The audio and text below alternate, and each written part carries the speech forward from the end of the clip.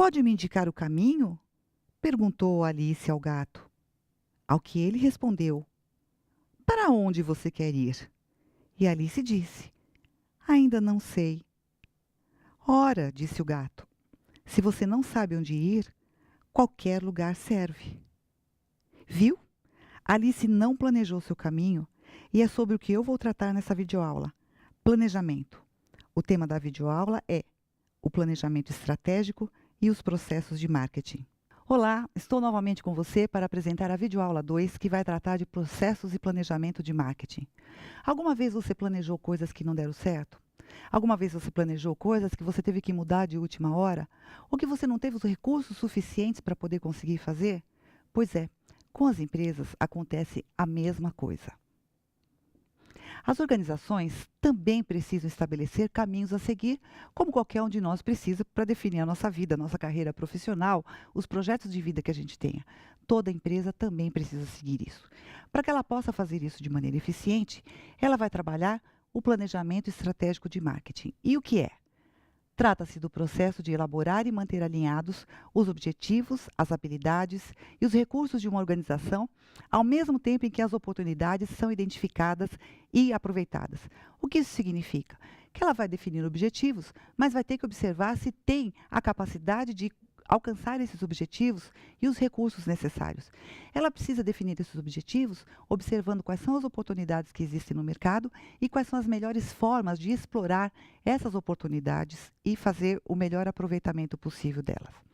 O planejamento estratégico de marketing, então, precisa, e é um fato muito importante, ele precisa estar alinhado ao planejamento corporativo de uma organização. O que isso significa? Que uma empresa vai tomar a decisão pelo planejamento, decidindo os melhores rumos que ela precisa tomar, que tipo de público-alvo ela vai alcançar, que tipo de mercados ela vai atender, quais são os preços, enfim. E o planejamento estratégico de marketing vai fazer justamente o quê? Alinhar todas as ações necessárias ao planejamento corporativo. Em outras palavras, se uma empresa quer, por exemplo, se tornar a líder dentro de um determinado país ou dentro de um determinado estado, ela vai precisar, isso é uma estratégia corporativa, quero me tornar a líder nos próximos 5 anos. Então, ela vai precisar definir ações, seja na área de operações, seja na área financeira, seja na área de RH e principalmente na área de marketing, em que ela vai definir as ações necessárias para que ela alcance esse objetivo no intervalo proposto. Definido o objetivo da liderança, no intervalo X de tempo, ela vai agir continuamente para alcançar esses objetivos. Isso que vai fazer o planejamento estratégico de marketing. Dessa maneira, as estratégias precisam estar alinhadas com os objetivos da empresa. Significa o quê?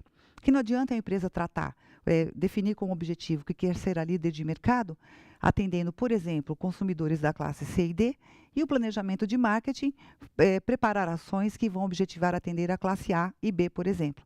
Não vai ter combinação entre eles. Logo, esse planejamento de marketing não vai ser eficiente para o alcance dos objetivos corporativos que a organização tem. Como é, o que é e como elaborar, então, esse plano de marketing?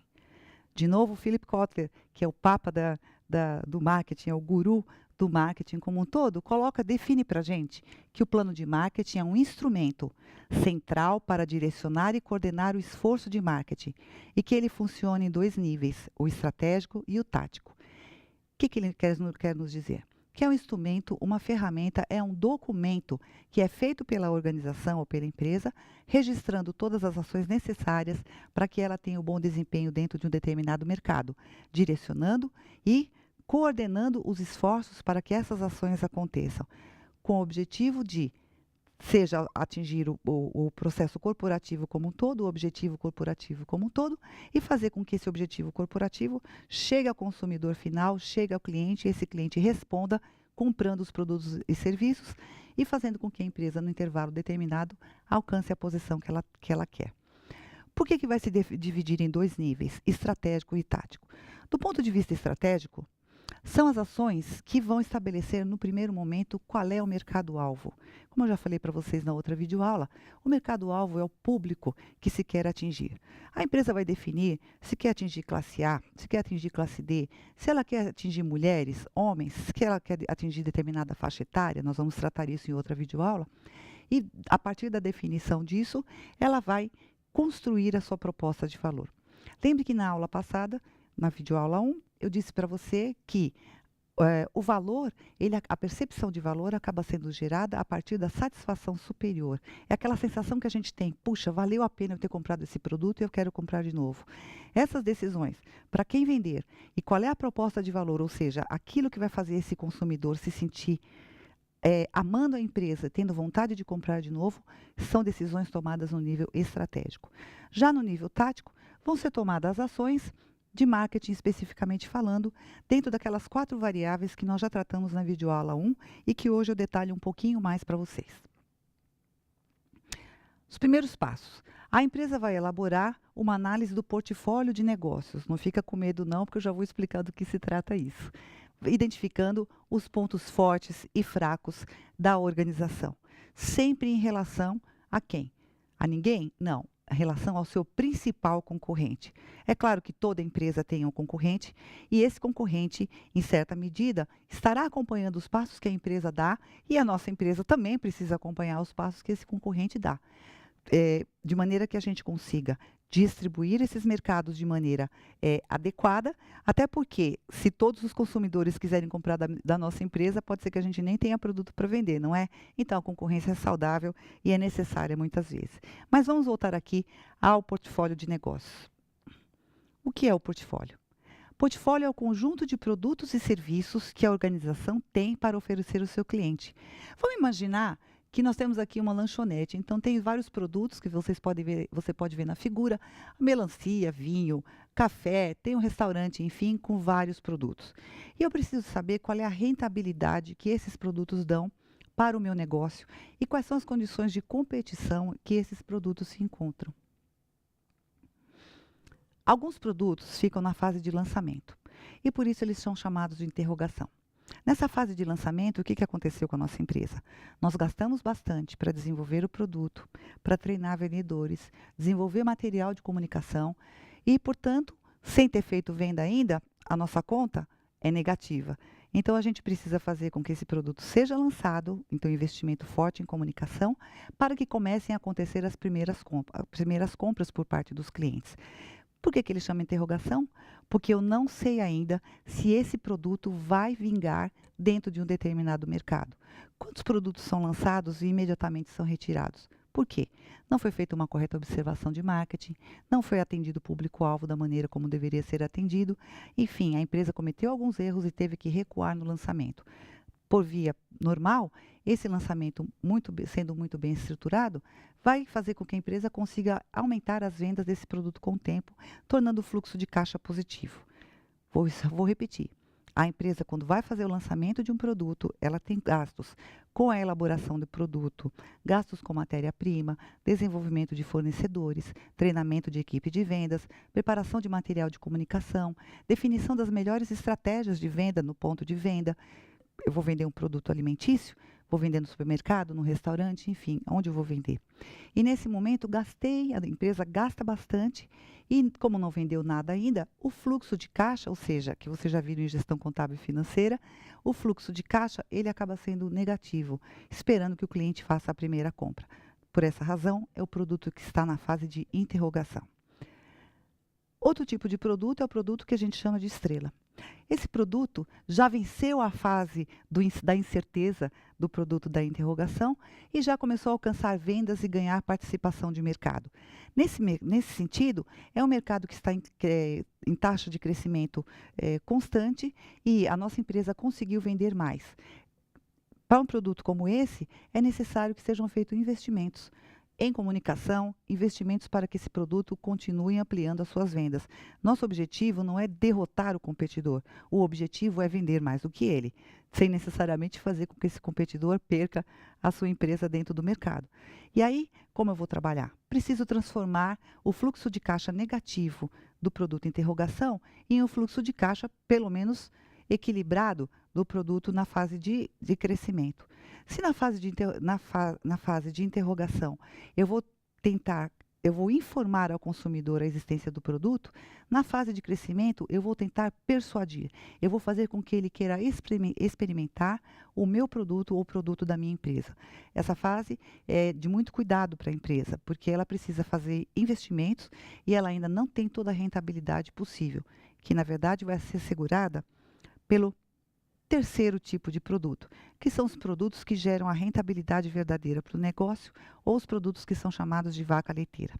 Esses produtos estão numa categoria em que o mercado já não cresce tanto assim, mas a nossa participação de mercado é maior em relação ao principal competidor dentro do negócio.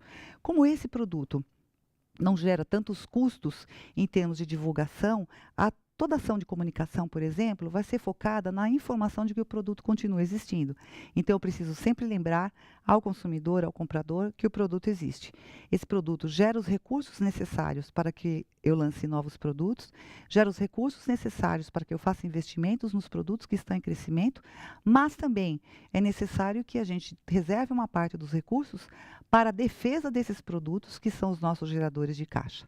De nada adianta eu ter um produto que é o principal gerador de dinheiro para a minha empresa e, ao final das contas, o competidor vir e conseguir nos vencer em vendas em relação a esse produto. Imediatamente a gente vai perder a posição com relação a esse produto de maior rentabilidade para nós.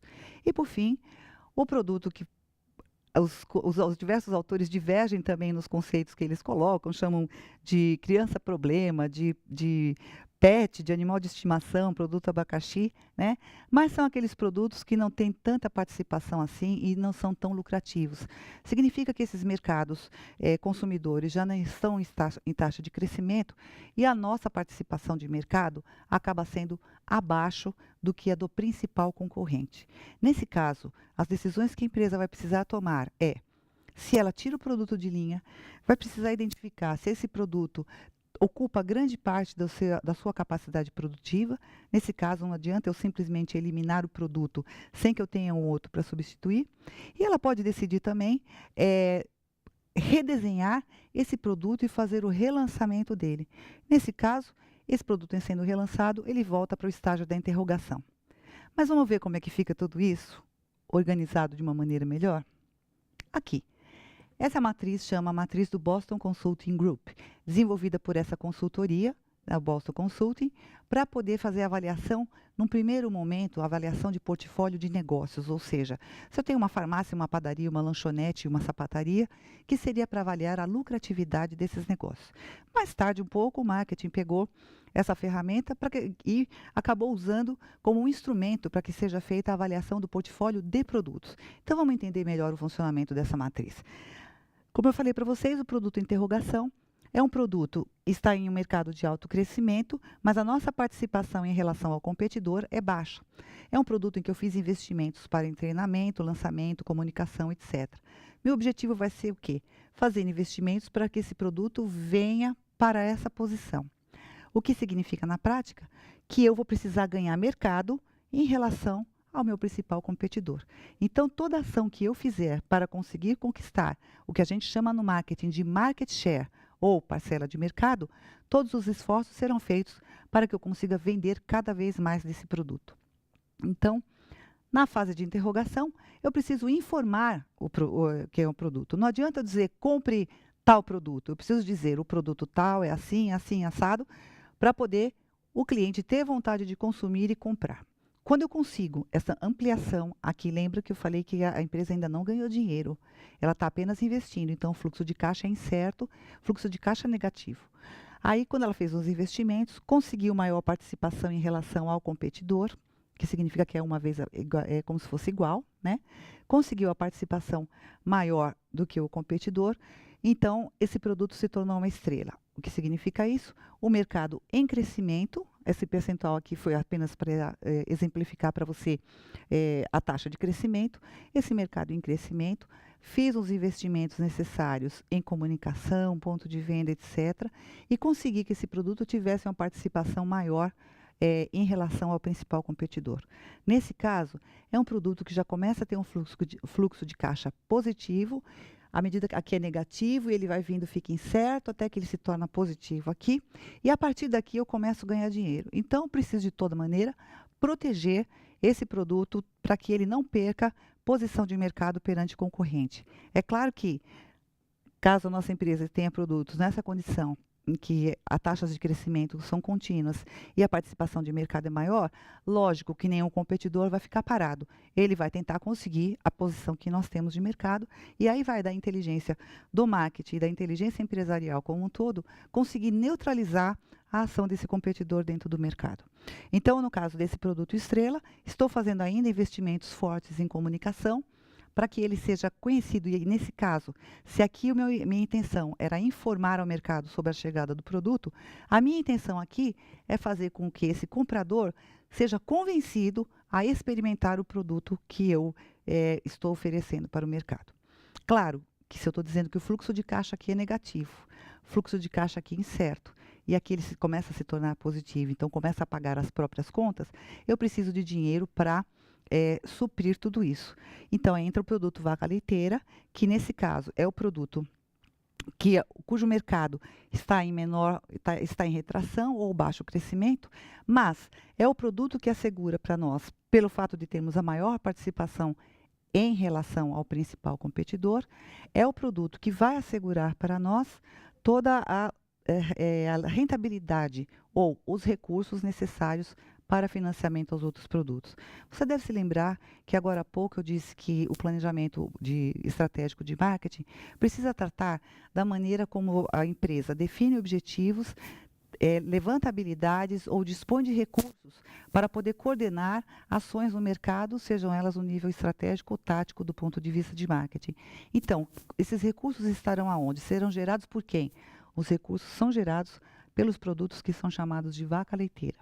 De maneira que eu possa fazer investimentos para lançamento dos novos produtos e sustentação desses produtos nas suas fases de teste de mercado, fazendo campanhas de comunicação informativa, para que eu possa suprir esses produtos ainda quando tiverem necessidades e do ponto de vista de comunicação para persuadir o cliente a comprar, e aqui o investimento forte em comunicação ainda, e no terceiro momento também para proteger a posição desse próprio produto. Porque é claro que se temos um produto nessa condição em que somos maiores, maiores que o competidor, nada impede que ele tente uma investida para roubar o nosso market share, a nossa parcela de mercado. Então, nesse caso, eu preciso ter uma posição de defesa aqui. Se a gente pegar o setor de confecção, por exemplo, no Brasil, a investida de produtos estrangeiros, produtos asiáticos, enfim, fazem com que as empresas tenham que desenvolver ou separar recursos substanciais para a proteção dos produtos que são geradores de caixa, que são geradores de dinheiro. E porque sem esse dinheiro aqui, ela não consegue progredir ou ter um desenvolvimento melhor, um desempenho melhor nos produtos que requerem o aporte de recursos ou os recursos necessários para isso. E aí chega o momento, se o competidor conseguiu, né, ou por alguma razão nossos esforços se enfraqueceram e a gente começou a perder participação de mercado em um mercado que já não estava crescendo tanto, o que acontece com o nosso produto? Ele se transforma num produto que acaba sendo um problema para a empresa, ou um produto que vai ficar na condição de ser melhor analisado pela sua manutenção ou não.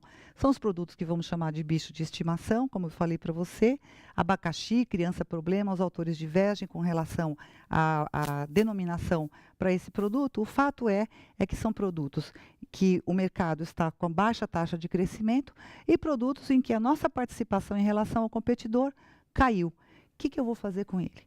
Em primeiro lugar, se é um produto que e nesse caso aqui, produtos que começam a me dar problema também do ponto de vista financeiro. Então, também começa a sugar recurso do produto vaca leiteira. Então, eu vou tomar a decisão. Em primeiro lugar, se eu vou retirar esse produto de circulação. Às vezes, a medida mais imediata que as empresas adotam é essa. Mas, se, por exemplo, eu tiver aqui, nessa categoria, um produto que ocupe 30%, 40% da minha capacidade produtiva, não se trata meramente de eu tirar o produto de circulação e pronto. Porque se eu tirar, me barateia o custo de manter o produto, por outro lado, eu vou ficar com 30%, 40% de capacidade ociosa na empresa? Não posso. Então, imediatamente, eu tenho que ter um produto para substituir esse produto que eu estou retirando. E a terceira alternativa que a empresa tem é de reposicionamento do produto. O que significa isso? Eu, como se fizesse o relançamento. né? Então, ao relançar esse produto, eu entro na condição de interrogação de novo. Eu posso definir uma nova campanha de comunicação, eu posso reestilizar o produto, ou seja, mudar a cara que o produto tem, mudar o design do produto, eu posso mudar o tipo de público-alvo que eu quero atingir, enfim, eu vou dar um novo posicionamento, e a gente vai falar de posicionamento mais para frente, eu vou dar um novo posicionamento de mercado para esse produto. Significa o quê? Novamente, eu entro nesse ciclo porque eu vou informar o mercado que esse produto existe, eu vou informar ao mercado que esse produto está de cara nova, sob nova direção, enfim, todo o argumento para convencer o cliente de que vale a pena ele comprar novamente o produto. Então, nesse caso, também vou gerar custo. E aí, o que eu digo para você, que o produto vaca leiteira acaba sendo o pilar de sustentação da empresa como um todo. Seja para eu lançar produtos, seja para eu fazer os investimentos no crescimento dos produtos que já estão com uma boa participação de mercado, seja para que eu tenha recursos para tomar as melhores decisões. É claro que se eu não tiver dinheiro para reposicionar o produto, fazer com que esse produto saia daqui para cá, né? Ao reposicionar, eu estou ingressando em um novo mercado. Se eu não tiver recursos para isso, talvez a melhor decisão mesmo seja a retirada do produto dentro do meu portfólio. Entendeu o que é portfólio de negócios? Então, vamos dizer, vou resumir dessa maneira. É o conjunto de produtos que a empresa, ou os serviços que a empresa tem, e a gente faz uso de uma ferramenta chamada a matriz BCG, do Boston Consulting Group, matriz BCG, para poder fazer a segmentação, a identificação de que produtos são os mais rentáveis, de que produtos necessitam de investimento, que produtos podem ser retirados ou reposicionados. Vamos ver então na nossa empresa, no nosso restaurante, na nossa lanchonete, como é que ficou? Então vamos lá. O que eu tenho aqui no nosso portfólio? Que eu tenho os famosos cupcakes, estou fazendo um lançamento de cupcakes aqui, né? E o lançamento de pão de forma. Então esses produtos todos, eles requerem os investimentos necessários, e eu vou dizer para o mercado.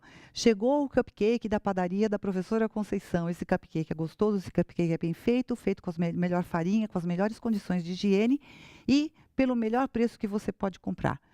Outro produto que nós temos aqui, outros, estão aqui, por exemplo, na categoria estrela. Então, tem o cachorro quente, tenho 2 tipos de hambúrguer aqui. Vamos supor que esse aqui é um hambúrguer de peixe, esse aqui é um hambúrguer de frango. Então, esses produtos estão em um mercado de crescimento. Vamos pensar no mercado mais natural?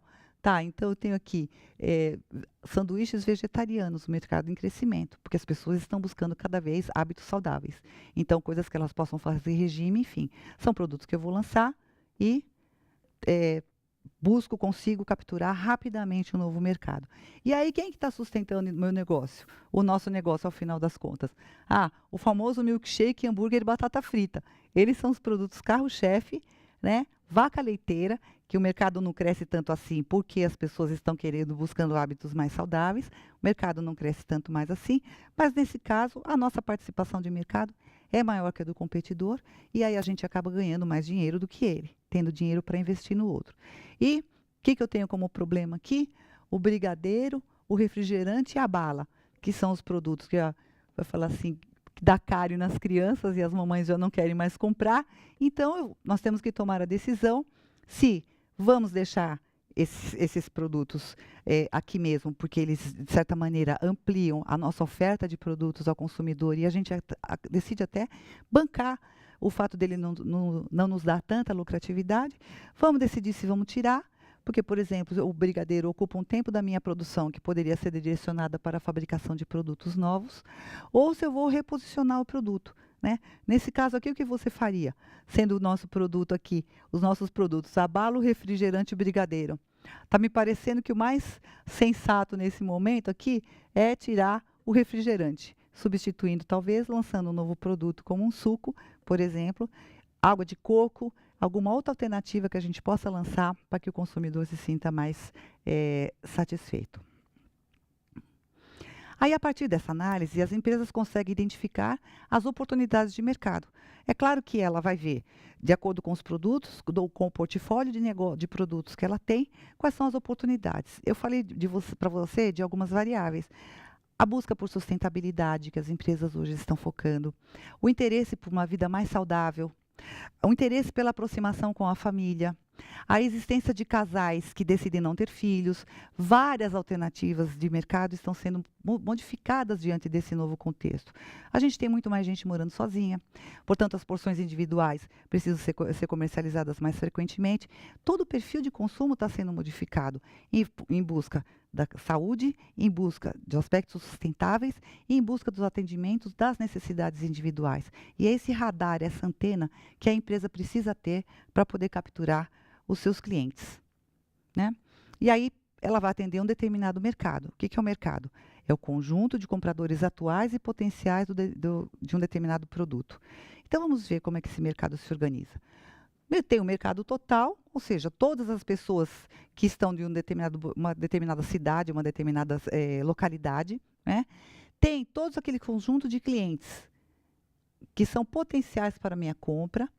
Por exemplo, eu defino que eu quero atingir mulheres da classe A e B para o meu produto. Existem milhões e milhões de mulheres da classe A e B, mas eu quero atingir as mulheres de uma determinada cidade, meu mercado potencial. Aí, fazendo as ações, será que todas essas mulheres da classe A e B seriam consumidoras potenciais disponíveis ou com vontade de comprar o meu produto? Então, observar a disponibilidade dessas pessoas. Faço uma ação de comunicação, tento me aproximar desse cliente e consigo qualificar. É como se fosse, eu vou fechando, centrando cada vez mais para poder conseguir atingir, alcançar o público que eu quero especificamente. Posso definir outras preferências, porque se eu colocar mulheres da classe A e B, está muito vago. Então, eu posso fechar mais. Mulheres da classe A e B na faixa dos 15 aos 35 anos, por exemplo, está mais fechado. Mulheres da classe A e B dos 15 aos 35 anos que têm cabelos lisos. Estou vendendo um shampoo, né?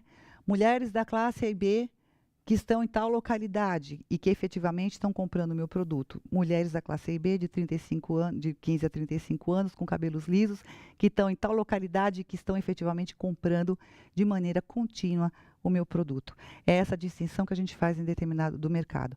Mercado potencial seria todo o conjunto.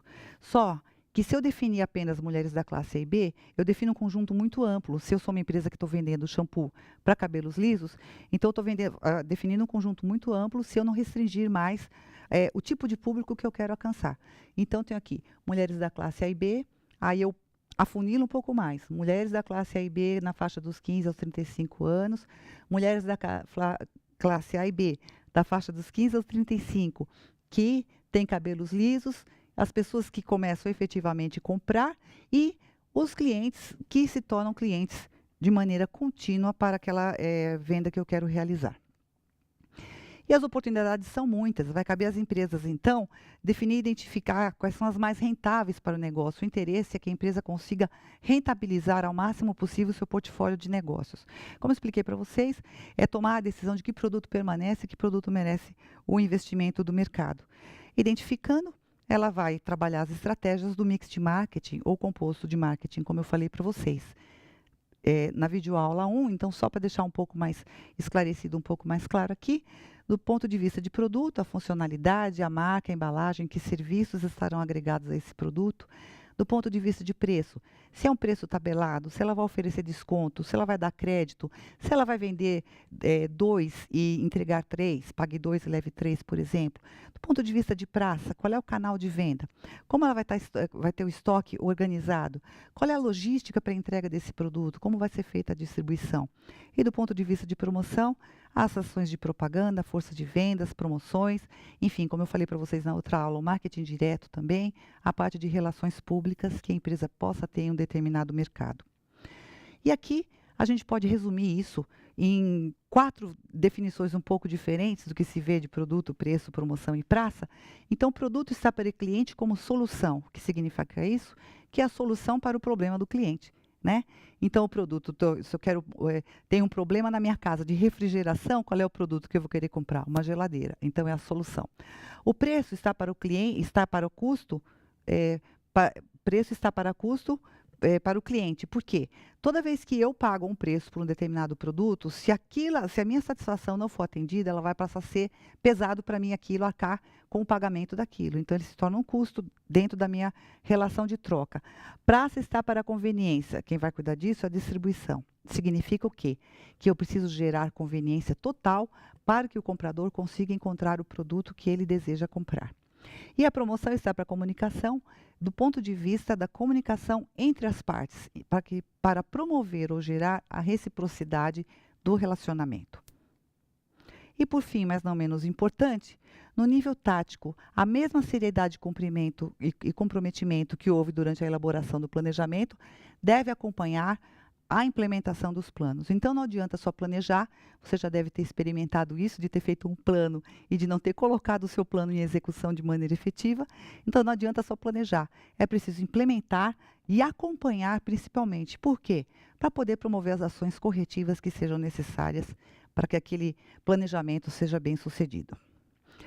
Bem, nossa videoaula de hoje foi sobre processos e planejamento de marketing. Eu espero que você tenha aprendido os principais conceitos que eu coloquei para você e gostaria de pedir e recomendar que você faça a leitura dos nossos materiais e esteja sempre à disposição para poder estudar da maneira melhor possível os nossos conteúdos. Até mais.